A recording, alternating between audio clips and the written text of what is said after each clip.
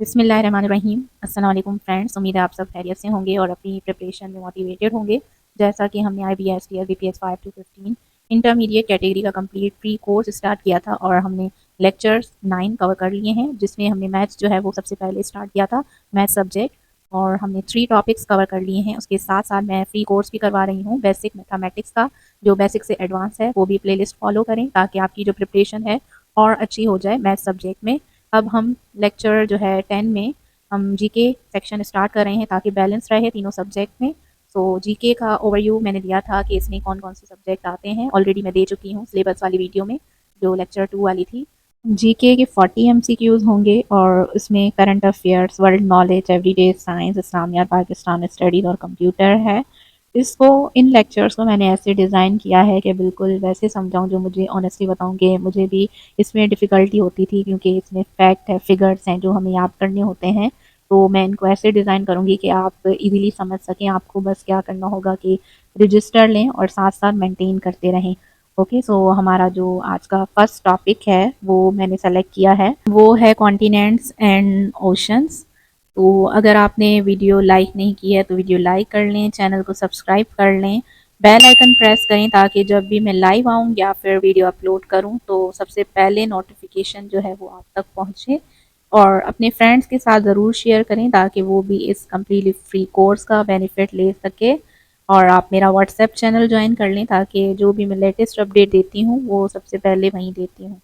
ये topic general knowledge में बहुत इंपॉर्टेंट और टेस्ट के लिए फाउंडेशन क्रिएट करता है। कॉन्टिनेंट्स और ओशंस, ये लेक्चर आपको हर चीज़ डीपली समझाएगा ताकि सिर्फ याद ना रखें बल्कि कॉन्सेप्ट्स को प्रॉपरली अंडरस्टैंड कर सकें। हर सेक्शन के लिए एग्जाम्पल है और निमोनिक्स है ताकि आपको जल्दी याद हो, और पास्ट पेपर से लिए गए एमसीक्यूज भी हम इसमें डिस्कस करेंगे। और लास्ट में एक छोटा सा क्विज होगा, वो ज़रूर सॉल्व करके आप कमेंट्स में उसका आंसर या अपने स्कोर ज़रूर बताएं। हमारे पास जो नंबर 1 है टर्म वो है कॉन्टिनेंट्स। कॉन्टिनेंट्स यानी कि बड़े सगीर, और इसकी जो डेफिनेशन है वो है अ continent is a large land mass on earth, यानी एक ज़मीनी हिस्सा, लार्ज लैंड मास, अर्थ के सरफेस पर मेजर लैंड एरियाज होते हैं जो टिपिकली सराउंडिंग ओशन से सेपरेटेड होते हैं। कॉन्टिनेंट्स का कॉन्सेप्ट जो है सिर्फ लैंड एरिया से रिलेट नहीं है बल्कि ज्योग्राफी, पॉपुलेशन और कल्चरल एरिया से भी कनेक्ट होता है। हमारे प्लेनेट पर टोटल 7 कॉन्टिनेंट्स हैं। नंबर 1 है Asia, Africa, north America, south America, Antarctica, Europe और ऑस्ट्रेलिया। इन कॉन्टिनेंट्स के नाम याद रखना थोड़ा मुश्किल तो नहीं होता, लेकिन मे भी आपके लिए बेसिक्स हो। तो आप मैंने एक ट्रिक जो है बनाई है, या आप नेमोनिक बोल सकते हैं, इसको यूज़ करके आप इजीली इनके नाम जो हैं वो याद कर सकते हैं सीक्वेंस से। Okay, any nice small ant eats apple. For हम बोलते हैं एशिया, एनी का फर्स्ट लेटर है अफ्रीका, तो एन नाइस, नाइस से आता है नॉर्थ अमेरिका, और स्मॉल का फर्स्ट लेटर है एस, तो एस से मैंने बनाया है South America. Ant Antarctica, eat का फर्स्ट लेटर है ई, तो यूरोप, और एप्पल, एप्पल से Australia. Any nice small ant eats apple, जहाँ हर फर्स्ट लेटर जो है वो एक कॉन्टिनेंट को रिप्रेजेंट करता है, पहला लेटर। ये नमोनिक जो है बहुत सिंपल है और इजीली आप इसे याद कर सकते हैं, स्पेशली टेस्ट के लिए। ऐसे ही हम अलग अलग निमोनिक्स या ट्रिक्स यूज़ करके हम फैक्ट्स और फिगर्स को याद करेंगे।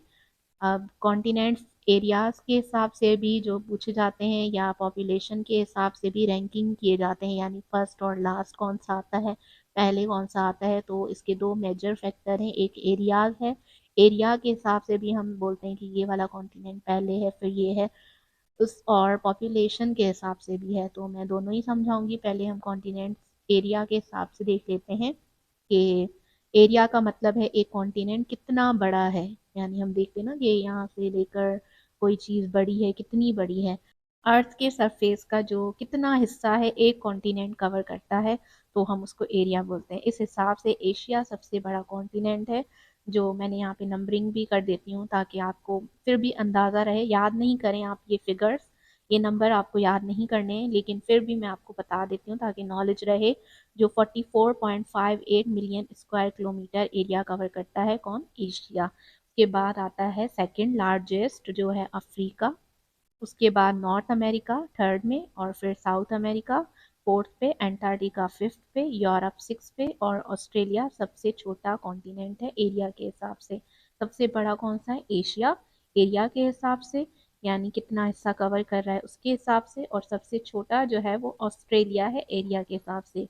लेकिन जब हम रैंकिंग पॉपुलेशन के हिसाब से करेंगे वो भी थोड़ा डिफरेंट होगा, इसलिए आप पहले ये वाली सीक्वेंस इसकी याद करें। पहले आता है एशिया, फिर Africa, north America, south America, Antarctica, Europe, Australia.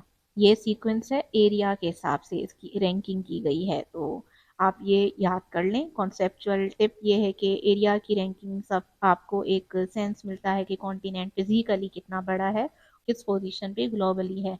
Continents by population देखते हैं अब। ओके, कॉन्टिनेंट्स का पॉपुलेशन देखने से हमें ये पता चलता है कि कॉन्टिनेंट में कितने लोग रहते हैं और कौन से रीजन्स जो हैं ज़्यादा पॉपुलेटेड हैं, यानी ज़्यादा पॉपुलेशन वाले हैं। पॉपुलेशन का रैंकिंग एरिया से डिफरेंट होता है, मतलब एरिया वाइज नहीं होता, वो फिजिकल होता है ना, तो ये पॉपुलेशन वाइज होता है।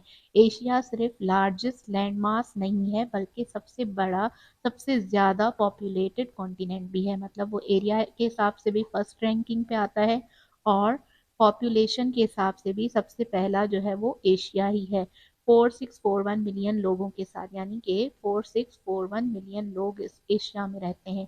अफ्रीका जो है वो सेकंड पे आता है, यूरोप थर्ड पे आता है, North America fourth, south America fifth, उसके बाद ऑस्ट्रेलिया, सबसे लास्ट जो है वो एंटार्क्टिका है पॉपुलेशन के हिसाब से, क्योंकि उस पर जीरो पॉपुलेशन, यानी एक भी लोग, कोई भी इंसान नहीं रहता है, क्योंकि वो ज़्यादा कोल्ड एरिया होता है, कोल्ड होता है एंटार्क्टिका। ओके, एरिया और पॉपुलेशन में डिफरेंस समझना इंपॉर्टेंट है, ये हेल्प करता है टेस्ट में क्वेश्चन सॉल्व करने में, जहाँ अक्सर लार्जेस्ट बाय एरिया और स्मॉलेस्ट बाय पॉपुलेशन पूछा जाता है। जैसे कह दिया जाता है कि आप बताएं कि कौन सा जो कॉन्टिनेंट है वो लार्जेस्ट बाय एरिया है, तो आपको एमसीक्यूज में सेलेक्ट करना पड़ता है। इसी तरह आपसे स्मॉलेस्ट बाय पॉपुलेशन भी पूछ सकते हैं, कंफ्यूज करने के लिए आपको एक ट्विस्ट क्वेश्चन दे देते हैं, ताकि ज़्यादा कैंडिडेट्स जो हैं वो यहाँ पे कंफ्यूज हो जाएं।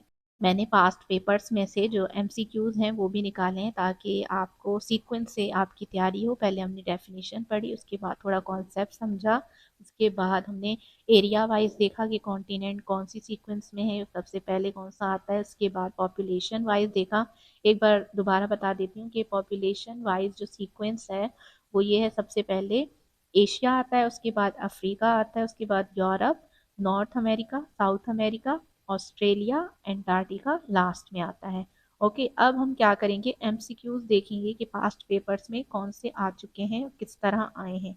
ओके, तो सबसे पहला जो एमसीक्यूज आया है वो है which is the largest continent by area. So देखा आपने, यहाँ पे एरिया के हिसाब से पूछा है कि कौन सा लार्जेस्ट कॉन्टिनेंट है, तो ऑप्शन दिए जाएंगे, कॉन्टिनेंट्स होंगे, उनके नाम होंगे ऑप्शंस में, आपको बताना है कि कौन सा लार्जेस्ट है।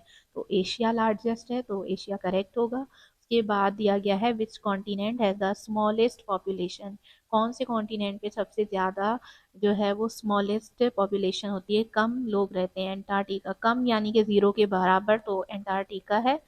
नंबर थर्ड पे है यूरोप का कौन से रैंकिंग पे आता है कॉन्टिनेंट एरिया के हिसाब से, इसमें रैंकिंग बतानी है। तो जब हम एरिया के हिसाब से देखते हैं तो यूरोप सिक्स नंबर पे आता है, आपको ऐसे सीक्वेंस से नंबरिंग भी याद करनी होगी। ओके, और इसके बाद है Australia is the dash largest continent, तो यहाँ पे है सेवेंथ ऑस्ट्रेलिया, अगर हम कॉन्टिनेंट देखें सेवेंथ नंबर पे आता है by area.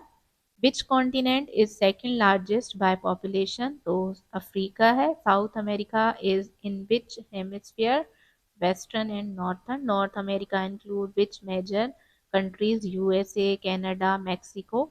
Asia is largest in both area and population, yes Asia दोनों में जो है वो लार्जेस्ट है। Which continent has most countries, Africa के सबसे ज़्यादा कंट्रीज होते हैं। Antarctica is mostly covered by ice. तो ये एमसीक्यूज आए हैं, आप ये याद यहाँ से कर सकते हैं, मैं इनके नोट्स जो हैं वो आपको दे दूंगी। आप क्या करें, या तो मेरा व्हाट्सएप चैनल ज्वाइन कर लें, बिल्कुल सेफ होता है, प्राइवेट है, क्योंकि वो चैनल है, आपको सिर्फ फॉलो करना होता है, आपका नंबर वगैरह शो नहीं होता है। या फिर आप क्या करें, गूगल पे मिस मोनो सर्च करें, आपको मेरी वेबसाइट मिल जाएगी, वहाँ पे साइड में ही जो लाइंस बनी हुई है ना उन पे क्लिक करेंगे तो आपको यहाँ पे लिखा होगा study hub by miss Mono. तो वहाँ पे मैंने सारे जो भी मैं कैटेगरीज पढ़ाऊँगी या फिर मैंने पढ़ाए हैं, कोर्सेज करवाए हैं या करवाऊँगी, तो वहाँ पे मैं सारी सीक्वेंस से रखूँगी। तो इंटरमीडिएट का हमने शुरू कर दिया है कोर्स, तो आप intermediate BPS 5 to 15 intermediate category पे जाके वहाँ पे आप सैम्पल पेपर्स भी आपको ऑलरेडी मिल रहे हैं, सिलेबस भी लिखा हुआ है, सीक्वेंस से हमने लेक्चर जो जो पढ़े हैं वहाँ पे मैंने ऑलरेडी सीक्वेंस से अपलोड कर दी हैं, अपडेट कर दी हैं। आप वहाँ से सारे नोट्स देख लें। और ये स्पेशली जीके के मैं नोट्स जो हैं वो क्लियर इजी टू रिमेंबर लिख रही हूँ यहाँ पे मैं खुद टाइप करके। तो आप यहाँ से ये सारे नोट्स जो हैं वो अपने रजिस्टर में मेंटेन करें। अब आते हैं सेकंड पार्ट पे, जो